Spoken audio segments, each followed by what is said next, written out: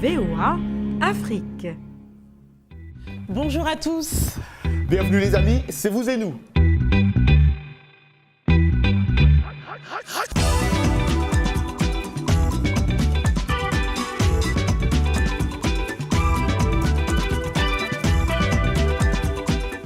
J'espère que vous allez bien et que vous êtes confortablement installés. Comme chaque semaine, on est ravis de vous retrouver. N'est-ce pas, Roger? Comme toujours, Ekia, comme toujours, on a un programme bien riche cette semaine. Et comme nous aimons nos mamans, nos sœurs, nos femmes, nos tontines, nos collègues, on va donc célébrer la femme. Thème 2018 de la Journée internationale de la femme. L'heure est venue. Les activistes rurales et urbaines transforment la vie des femmes etières. Oui, en effet, nous irons même au Niger à la rencontre de femmes qui se lancent dans l'agriculture pour résoudre à leur manière le problème de la famine. Ah oui, football aussi, football marocain pour être plus précis. Là aussi, nous verrons comment les femmes brisent les clichés et renversent les barrières socio-professionnelles. Nous mettrons en lumière une entreprise américaine que dirige un Zimbabwéen spécialiste dans l'installation de panneaux solaires. Waouh. Nos rendez-vous hebdomadaires ne manqueront pas, comme d'habitude, hashtag vous et nous et l'Anglais Express. Nous reviendrons, Ekia, sur Black Panther. Mais tout d'abord, on fait tour d'Hollywood pour les résultats. Et je pense à Arzouma et de là-bas. Ah oui, on aime Hollywood, on aime les tapis rouges, on aime aussi Arzouma. On va donc se rendre à la cérémonie de la 90e édition des Oscars qui s'est déroulée le dimanche 4 mars. Arzouma Compaoré est notre envoyé spécial. Bonjour Arzouma. Quelle est la répartition des précieuses statuettes cette année et quels étaient les temps forts?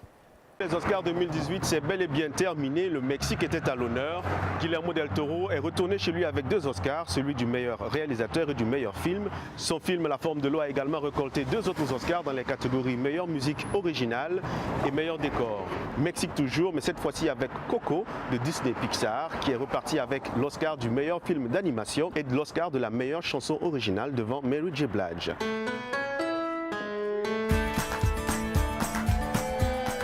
Frances McDormand dans Les Panneaux de la Vengeance et Gary Oldman dans Les Heures Sombres ont été chacun sacrés meilleure actrice et meilleur acteur au cours d'une soirée dont le subtexte évoquait des sujets allant de l'immigration aux politiques étrangères, aux violences sexuelles, à la diversité, etc. Le palmarès a également récompensé un cinéaste noir américain, Jordan Peele, pour le scénario original de son film Get Out. L'Oscar du meilleur film en langue étrangère est allé au Chilien Sebastián Lelio pour son film Une femme fantastique, jouée par une actrice transgenre, Daniela Vega. Roger, de la diversité donc à tous les niveaux. Pas d'Oscar pour Watu Wote, ce court-métrage tourné au Kenya en collaboration avec une école de cinéma locale, mais en revanche une reconnaissance spéciale pour ce grand homme de cinéma burkinabé, Idrissa Ouedraogo, au cours du traditionnel In Memoriam, cet hommage vidéo qui est rendu aux artistes qui ont disparu au cours de l'année. Stéphanie Haddish a elle aussi rendu hommage à son défunt père en portant une tenue traditionnelle érythréenne. Et bien évidemment, toutes les autres stars étaient présentes, en particulier les stars de Black Panther pour qui la course aux Oscars ne fait que commencer. C'est ici que je vous laisse avec ces images. Le temps pour moi de sauter dans l'avion, direction Washington DC. À vous, Ekia et Roger. Merci Arzouma. Merci Arzouma, à très vite. À Washington DC, un bar à thème sur Black Panther offre une expérience interactive dans l'univers féerique de Wakanda. L'événement de 4 jours a fourni plus qu'un espace pour les fans de Marvel. C'est aussi une chance de rendre hommage aux films qui, selon eux, brisent les clichés souvent associés à l'expérience noire. Jéhosem Oni était sur place, reportage lu par Claire Morangibourg. Greg Jackson est fan de la Panthère Noire depuis son enfance. Non seulement il est un super-héros, il est plus riche qu'Iron Man, plus intelligent que Hulk et plus fort que presque tous les Avengers contre qui il se bat. Maintenant que le personnage de Marvel est finalement sur grand écran, Jackson et ses amis ont voulu faire davantage que voir ce film. Ainsi, ils ont créé un bar à thème comme une ode aux hommes et femmes de Wakanda. En grandissant, j'ai constamment fait face aux perspectives et histoires négatives sur le fait d'être noir, spécialement aux États-Unis. Mais cela a changé après qu'il a lu une série de bandes dessinées ayant un super-héros africain. J'ai trouvé ce héros qui me ressemblait, qui venait d'Afrique, un endroit dont je devrais être fier. Mais j'ai souvent été raillé pour cela. C'était passionnant de le voir en position de leader. Dès votre arrivée au bar Wakanda créé par Jackson, le rythme afro-pop vous fait entrer dans l'ambiance de Black Panther, dans un décor de bande dessinée. Des cocktails ont été appelés Vibranium, comme la source de la force de la panthère noire, une évasion dans le désert et une salle du trône. Tout cela offre un aperçu du monde du super-héros. Ce bar éphémère dédié à la panthère noire est maintenant fermé. La seule façon pour les fans de faire l'expérience du monde imaginaire de Wakanda est d'aller voir le film. Ce reportage, Roger, confirme ce que j'ai toujours pensé par rapport au ressenti des Noirs américains qui est complexe. Parce qu'on sent en fait quelque part la grande fierté qu'ils ont eue à travers ce film, enfin avoir un super-héros noir. Et on sent aussi la complexité, parce que quelque part, les Noirs américains, moi, quand j'avais plus de facilité à dire que j'étais française plutôt que d'origine africaine, il y avait un rejet d'une certaine partie des Noirs américains qui voyaient en Afrique un peu la famine, les pandémies, etc. Et là, maintenant, ils ont vraiment une super fierté, un film en plus dont le super-héros noir peut être plus par tout le monde, pas que par les Noirs. Cela explique d'ailleurs l'engouement autour... En plus, je répète les chiffres encore, au début de la semaine, 400 millions de recettes, c'est quand même extraordinaire. Ah, ils sont même plus de 400 000. Oui, ça n'arrête pas de monter. N'oublions pas le 8 mars, qui est également une journée qui s'inscrit dans le fil du mouvement mondial sans précédent en faveur des droits des femmes, de l'égalité et de la justice. Exactement. En tout cas, un exemple à suivre, on va tout de suite au Niger avec des femmes qui résolvent à leur manière le problème de la famine. Certaines d'entre elles se lancent dans l'agriculture et encouragent d'autres à le faire. Youssouf Abdoulaye est allé à leur rencontre de ces fermières. Voici ce reportage dit par John Linden. Le jour se lève, Aïchatou Salifou est en route vers la ferme. À 120 km de route de Niamey se trouve sa ferme d'environ 243 hectares. Elle est située à Tamou, dans le département de Saï. Aïchatou a commencé l'agriculture commerciale après la mort de son père. Elle est peut-être la seule à en faire son métier, considérant que les femmes instruites au Niger ne s'impliquent pas dans ce domaine. J'aime l'agriculture et travailler avec les femmes du village est pour moi bénédiction. Environ 5000 personnes, donc 1000 femmes, profitent de la ferme d'Aïchatou, appelée Aïnouma, ce qui signifie cultivons. Pendant la saison des pluies, nous plantons du blé, des haricots, des noix et beaucoup plus. Quand j'ai commencé, les gens disaient « c'est une profession masculine, il n'y a aucune profession réservée aux hommes. Vous avez besoin de détermination et d'être à fond dans ce que vous faites. » À cause de son rôle dans la suppression de la faim au Niger, Aïchatou a été contactée par quelques experts agricoles indiens en vue d'un partenariat. Aïcha a aussi fait part de son projet d'ouvrir une école de formation agricole au Niger.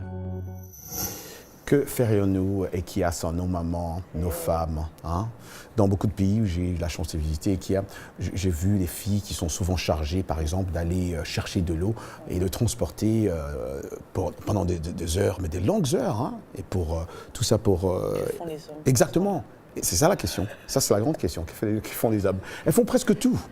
Et certaines même sont privées d'aller à l'école ou sont pénalisées même et ne savent pas comment gagner leur vie dans le futur. C'est un problème. Des queens.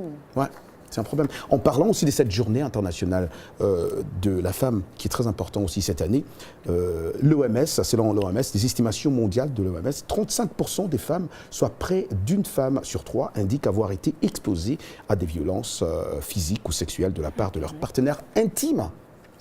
Exactement, ou quelqu'un d'autre en cours de leur vie. Ça ne m'étonne pas, c'est triste, c'est vraiment triste. En 2018. C'est vraiment triste, mais les choses vont changer au fur et à mesure. J'espère. On espère, bien sûr. Les choses qui vont changer, peut-être c'est la question aussi de Dili cette semaine. Dili Dico est de retour pour partager vos avis. Postés sur hashtag vous et nous. Salut Dili, comment ça va Dili? Hello Roger, hello Ekia, de retour Dili, tu nous as beaucoup manqué. Ne nous fais plus ça en tout cas. Ne nous fais plus ça, je dis. Et quand j'ai dit nous, c'est nous et les téléspectateurs. Faut bien que je prenne des vacances. C'est vrai, pourquoi pas. Alors de quoi on parle aujourd'hui? Cette semaine, on parle de tutoiement et de vouvoiement. Donc Vaste sujet. Effectivement. J'adore ça. Donc la question de la semaine, c'est êtes-vous pour ou contre le vouvoiement? Préférez-vous plutôt tutoyer les gens? Expliquez-nous pourquoi. Donc on commence par la RDC. Le premier commentaire est celui de Papi CDB, Alex, qui nous écrit de Lubumbashi et il nous dit « Personnellement, je suis contre le vouvoiement. La langue française est trop complexe. Dans certaines langues, ces différences n'existent pas. » Et l'anglais, c'est un parfait exemple. Tu dis « you » à tout le monde et voilà. Alors Lévi Nika nous écrit de Bangui et il nous dit « Tous les hommes sont nés égaux, n'est-ce pas? On parle de termes de politesse pour certains et d'impolitesse pour d'autres. Vous voyez ou tutoyer, c'est du pareil au même. Ne prenez pas trop d'importance à vos propres yeux, car cela aussi a ses conséquences. Ça doit être un anglophone. Ouais. Lévi doit être un anglophone. J'adore, les deux dernières lignes sont mes préférées. Ouais. Ah, d'accord. Voilà. Alors, web, qu'est-ce qu'on a dans le web, Dili? Alors, cette semaine, sur le web, tout le monde a parlé des Oscars. Et par rapport aux Oscars, moi, j'aimerais attirer l'attention sur Tiffany Haddish. Donc, je ne sais pas si tu connais Tiffany Haddish. C'est une actrice assez marrante qui est vraiment en vogue en ce moment, notamment avec son film Girls Trip. Oui, elle était super dedans. Je ne l'ai pas encore vu, tu pourras peut-être m'en dire. Voilà. Et donc, Tiffany Haddish a mis aux Oscars cette robe blanche de McQueen, Alexander McQueen. Et beaucoup d'internautes se sont dit « Ah bah tiens, on a déjà vu cette robe !» Aïe, je veux vraiment pas voir la suite. J'ai déjà... Quand Dili te dit ça, quand Dili pose... Mais c'est marrant que ta réaction soit plutôt négative. Tu te dis qu'ils ont dû l'incendier sur le web, mais pas du tout en fait. Ils ont adoré le fait qu'elle remette cette robe qu'elle avait mis au SNL, Saturday Night Live, un show très populaire aux États-Unis. Mais moi je trouve ça bien parce qu'au moins elle recycle, elle remet des affaires. Exactement. Et la question c'est pourquoi est-ce que les acteurs ou les présentateurs télé se sont obligés de remettre, de ne pas remettre plutôt les mêmes vêtements. Mais c'est à cause de ça, c'est parce qu'il y a des gens qui vont dire on a déjà vu cette robe. Mais ils ont adoré revoir cette robe. Et en fait, elle n'était pas accessoirisée de la même manière. Voilà, c'est tout à fait. C'était pas accessoirisé de la même manière. Ça, c'est très important, surtout chez les femmes. Ouais, parce que là, moi, je Et aussi, ils se sont rendus compte, en creusant un peu plus, qu'elle avait mis une troisième fois. À la première, justement, de Girls Trip. Ouais. Wow. Voilà. Et elle avait promis, lors du SNL, de remettre cette robe. Donc, elle a tenu sa promesse, en plus. Et moi, justement, pour honorer Tiffany Haddish, j'ai remis la robe que j'ai mise à mon deuxième hashtag. Merci Dili. Bye Roger, bye Ikea. Merci Dili, vous suivez Vous et Nous. On revient après une courte pause avec l'Anglais Express, un reportage sur une équipe féminine de football, comment le public américain réagit au succès de film Black Panther. C'est tout de suite après la pause.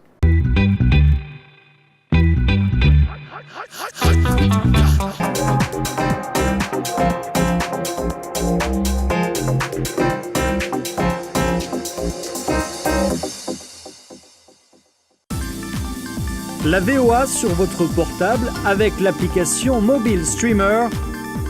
Écoutez nos programmes n'importe où, quand vous le voulez. C'est gratuit avec Internet. L'application est disponible sur iPhone ou Android. Ou alors, composez les numéros de téléphone suivants. VOA Afrique, 24 heures sur 24, sur votre portable.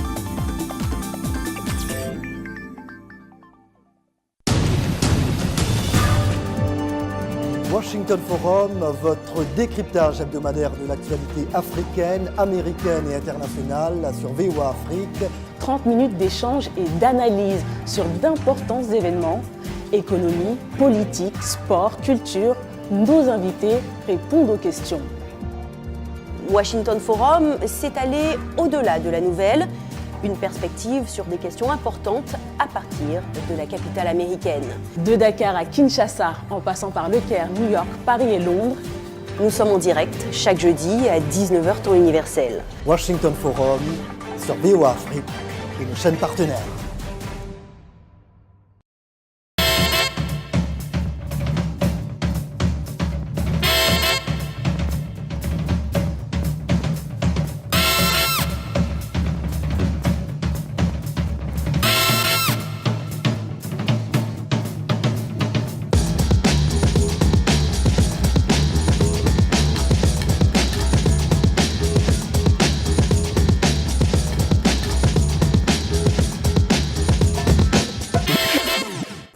Vous et nous, part 2, comme d'habitude, on va apprendre soit une expression ou je sais pas moi, un verbe. C'est chaque semaine dans cette émission avec Michel Joseph, Anglais Express. Et c'est bien pour toi qui veux encore apprendre aussi l'anglais. Il faut bien regarder ce programme. Je suis toujours attentive de toute façon. Michel Joseph. Bienvenue à l'Anglais Express. En anglais américain, il se peut que vous ayez déjà entendu cette expression. Out of your mind? Hors de ta tête? La personne se trouvant dans cette situation pense-t-elle réellement? Suivons. I just got 2 tickets to see Paul McCartney in concert. Want to go with me? Oh my gosh, that would be so cool. How much were the tickets? $200. I bought them from someone, so I had to pay a little more. Whoa, are you out of your mind? Sorry, but I'm not going to pay that much. Out of your mind, cela veut dire être en colère, hors de soi, ou alors être dans tous ses états. Cela implique que si vous allez prendre une décision, qu'elle n'aurait pas de sens. C'est une locution informelle, voire familière. Parfois on l'emploie sous l'effet de la colère, ou alors la consternation à un ami. Are you out of your mind? T'es fou? T'as perdu la tête? Et voilà pour l'Anglais Express. Merci Michel. Merci Michel. Vous pouvez retrouver l'Anglais Express sur notre site, rubrique Vous et nous. Ah ouais. Les énergies renouvelables, c'est dans ce domaine que Ralph Chambati s'est investi depuis son arrivée ici aux États-Unis. Originaire du Zimbabwe, il a créé en 2009 RC Renewable. J'ai bien prononcé ? Trop bien. Ouais. Cette entreprise est spécialisée dans l'installation des panneaux solaires comme source d'énergie dans les foyers et entreprises. C'est sur l'un de ces chantiers que Blanche Sanou l'a suivi. Sur le toit d'une maison située à Potomac, dans le Maryland, Ralph travaille avec son équipe pour installer des panneaux solaires.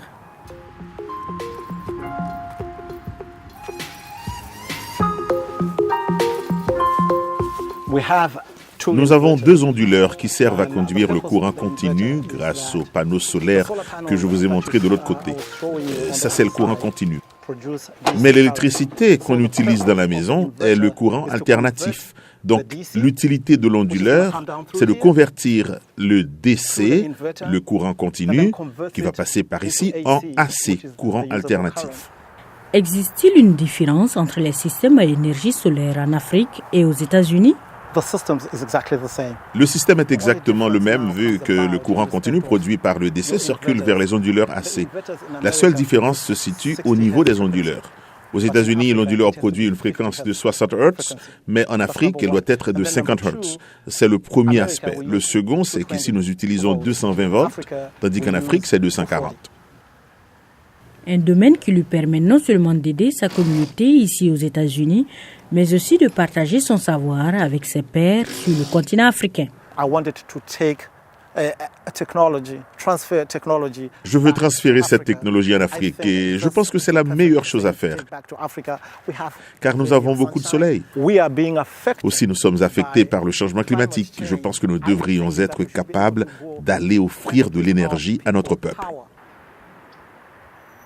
Bon reportage de Blanche Sanou. J'espère qu'elle nous a amené. Je vais lui poser la question de savoir si elle nous a amené quelques cadeaux. J'aime trop les cadeaux. Bon reportage, c'est sûr qu'elle nous a amené des torches solaires, je sais pas, énergie, je sais pas. On a eu un cadeau avec cette information. Ouais. C'est la même énergie aux USA et en Afrique. Tu as raison. Rappelons ici que certains avantages de cette énergie et qui est renouvelable sont une énergie non polluante d'abord, qui est très important. La lumière ne coûte pratiquement rien. Et aussi, ce qui est plus important, c'est que peu de soutien et ça dure longtemps. Donc il faut encourager ces initiatives sur le continent. Exactement, très important. De plus en plus, les femmes se débarrassent des barrières socio-professionnelles érigées au fil des ans. Aujourd'hui, dans Vous et nous, nous vous offrons un exemple frappant. Une équipe de football américain organisée par des femmes dans un pays africain. Est-ce que tu sais ce qu'est le football américain ? C'est vraiment intéressant. De Exactement, très intéressant. Il faut dire que ce sport s'exporte graduellement en Afrique et permet de lutter contre les clichés. Notre correspondant Sabrina Hakim est partie à la rencontre de Black Mamba et nous raconte l'histoire de ces jeunes sportives qui ont créé la première équipe féminine de football américain. C'est pas ici aux États-Unis, c'est au Maroc. Tous les dimanches, elles se retrouvent sur un terrain de la ville de Rabat pour s'adonner à leur passion, le football américain. Leur nom, les Black Mambas. Leur fait d'armes, avoir créé la première équipe de football américain féminine du Maroc. Né en 2015, le club grandit petit à petit. Quand j'avais commencé, j'étais la seule fille à pratiquer ce sport au Maroc. Et à fur et à mesure, comme vous voyez, il y a des équipes qui se créent, il y a des filles qui rejoignent les équipes. Et franchement, moi je trouve que ça évolue de plus en plus. Nous, on voudrait que les filles, que les femmes, bien sûr, soient présentes dans ce domaine. C'est pas un sport fait que pour les hommes, c'est aussi fait pour les femmes. Et bien sûr, pourquoi pas avoir une équipe nationale marocaine qui pourra représenter le pays dans des compétitions aux États-Unis ou en Europe. Le chemin a été long pour ces jeunes femmes qui ont dû subir le regard malveillant d'une partie de la société marocaine pour pouvoir pratiquer librement ce sport réputé masculin. Mais aujourd'hui, les Black Mambas partagent le terrain d'entraînement avec les garçons et cassent les stéréotypes. Les entraînements, ils se font donc avec l'équipe masculine. Les entraînements, ils sont toujours entre équipe masculine et féminine. Il n'y a pas de distinction. Ils sont tout le temps, les entraînements sont tout le temps mélangés. On subit les mêmes punitions, on subit les mêmes tracés, on subit les mêmes exercices. Il n'y a aucune distinction, aucune différence. Méconnu, le football américain ne possède ni fédération ni compétition au Maroc. Malgré tout, les Black Mambas ont franchi une première étape vers la reconnaissance en disputant au Caire la première rencontre internationale de football américain féminin du monde arabe face au Transforma Pink Warriors. Il y a eu tellement de choses, parfois un peu folles, depuis que nous avons commencé le football américain. Tout a débuté avec des gens qui se jetaient la balle sur la plage. Dans les 3 derniers mois, nous avons traversé l'Afrique pour aller en Égypte, pour participer à la première, pas masculine, mais première rencontre de football américain féminin. On peut dire que notre sport se développe bien à travers non seulement le royaume du Maroc, mais toute l'Afrique.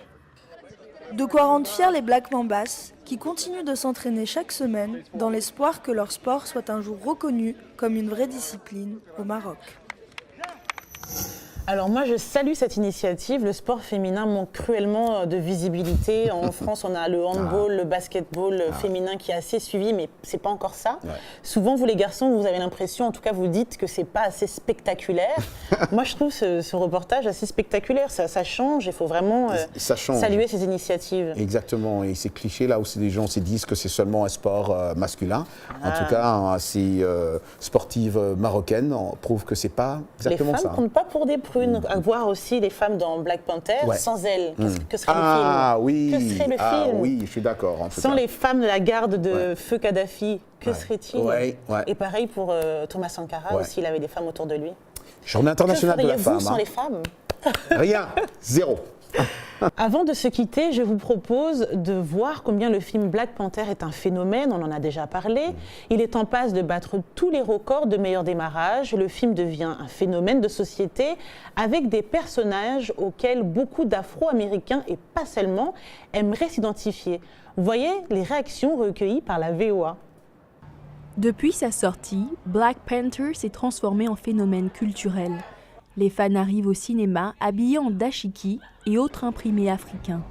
On aurait dit un bal africain de fin d'études, mais au ciné. Le film a suscité un réel engouement chez de nombreux Afro-Américains qui le voient comme une réponse au manque de diversité sur le grand écran. Nous avons vu Iron Man, Spider-Man, et nous savions que notre communauté mérite ce type de représentation. Le film met en scène un casting majoritairement noir, dirigé par un réalisateur afro-américain, et les spectateurs noirs sont très fiers de cette super production. C'est énorme. J'essaie de contenir mes émotions. C'est un grand moment. Pour Sissi Gutiérrez, originaire de Sao Tomé et Principe, une île au sud-ouest du continent, ce film signale une rupture avec les clichés sur l'Afrique. C'est une célébration de l'étendue de nos ressources et de toutes ces choses qui sont superbes en Afrique. La mode, nos richesses, tout ça. L'action se déroule à Wakanda, le pays imaginaire de Black Panther, une nation africaine technologiquement avancée qui n'a pas été touchée par la colonisation. Un véritable sujet de conversation dans les salles de ciné aux États-Unis. J'en ai parlé avec des gens hier soir après avoir vu le film. Ils m'ont dit qu'à certains passages, ils étaient à 2 doigts de pleurer. Ce qui est intéressant, c'est que dans un film où les gens meurent, les séquences qui les ont le plus émus sont celles où l'Afrique est montrée sous son meilleur jour. La sortie du film quelque temps après des propos injurieux sur l'Afrique attribués à Donald Trump, apparaît pour certains comme une réfutation. Mais pour d'autres, Black Panther est simplement une occasion de renouer avec leurs racines.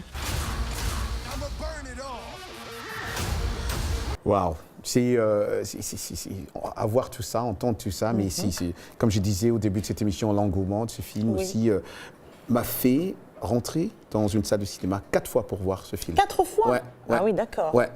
J'en parle tellement à mes amis, à mes filles, on rentre encore, je revois le film. Une réplique préférée? Non. Non? Non, pas encore. Un geste alors? Un geste? Wakanda forever. Mais voilà, on dit merci à tous nos téléspectateurs, merci à toute l'équipe de Vous et Nous, merci à eux, parce que c'est grâce à eux que vous suivez cette émission chaque semaine. Et bien sûr, je ne sais pas qui, tu veux dire merci à qui toi? Moi, j'aimerais bien faire un clin d'œil à nos chaînes partenaires et cette semaine à Wolf TV qui diffuse l'émission à Dakar au Sénégal. Ouais, exactement. Merci à vous et on vous dit comme d'habitude, rendez-vous la semaine prochaine. Ciao, ciao.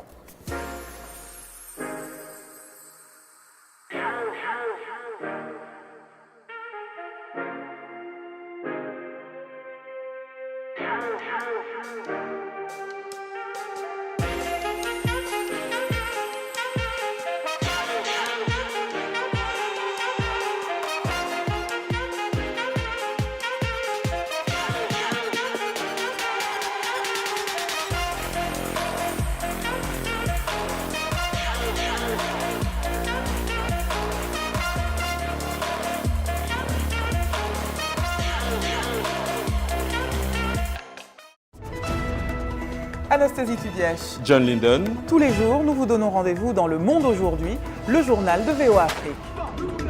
Le Monde aujourd'hui, c'est l'information sur toute l'Afrique. Et le reste du monde et la primeur sur l'actualité américaine.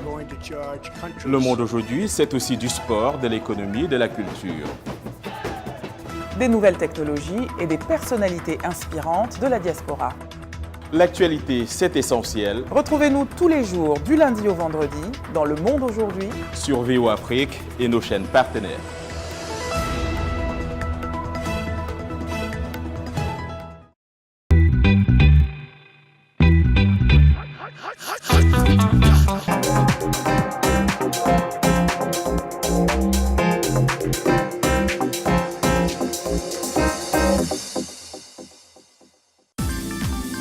La VOA sur votre portable avec l'application Mobile Streamer. Écoutez nos programmes n'importe où, quand vous le voulez. C'est gratuit avec Internet. L'application est disponible sur iPhone ou Android. Ou alors, composez les numéros de téléphone suivants. VOA Afrique, 24 heures sur 24, sur votre portable.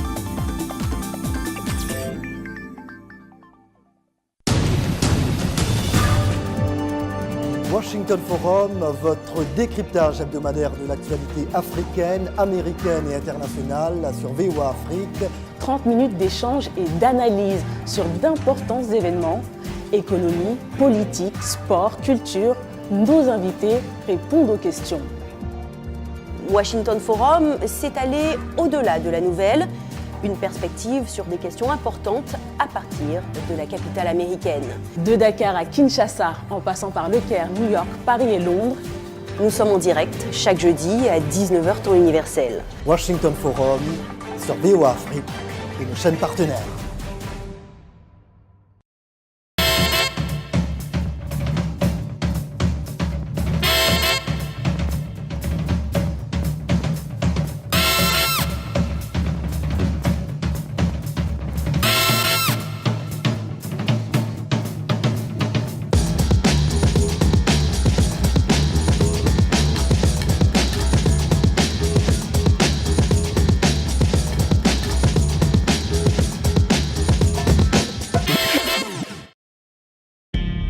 VOA Afrique.